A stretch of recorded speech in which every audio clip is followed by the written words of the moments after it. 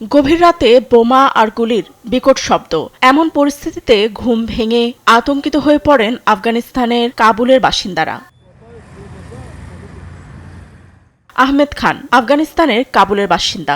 ভোরবেলা বিস্ফোরণের শব্দকে মনে করেন ভূমিকম্প। তেমনি আরেক বাসিন্দা আব্দুল গফুর এমন আক্রমণকে জঘন্য অপরাধ হিসেবে বর্ণনা করেছেন। একটা বিস্ফোরণের শব্দ হলো আর আমরা ঘুম থেকে উঠলাম। তখন সেহরির সময় হয়ে গেছে।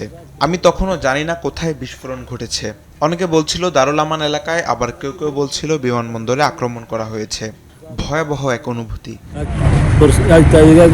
যুদ্ধ ঘোষণা ও আফগানিস্তানে হামলার সমর্থন করছে পাকিস্তানের করাচির স্থানীয়রা। দেশটির সেনাবাহিনীর কাজকে দুর্দান্ত বলে অভিহিত করছে অনেকে। প্রাণ লাচ্ছি, খুব খাচ্ছি, আরাম পাচ্ছি।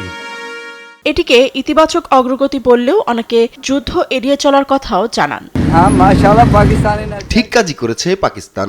আফগানরা আক্রমণ করছিল, তাই পাকিস্তান এর প্রতিশোধ নিল। তারা পাকিস্তানিদের হত্যা করছিল, অবশেষে আমরা এর বিরুদ্ধে অবস্থান নিয়েছি। পাকিস্তান ঠিক কাজই করেছে। আফগানরা আক্রমণ করেছিল, তাই পাকিস্তান এর প্রতিশোধ নিল। তারা পাকিস্তানিদের হত্যা করছিল, অবশেষে আমরা এর বিরুদ্ধে অবস্থান নিয়েছি। কয়েক দফা আলোচনায় বসে বিবদমান দুপক্ষ সম্পর্ক উন্নয়নের চেষ্টা করলেও কোনো অগ্রগতি হয়নি দ্বন্দ্বের। এ অবস্থায় যুদ্ধে জড়িয়ে পড়া দুদেশের পরবর্তী পদক্ষেপের দিকে তাকিয়ে বিশ্ব।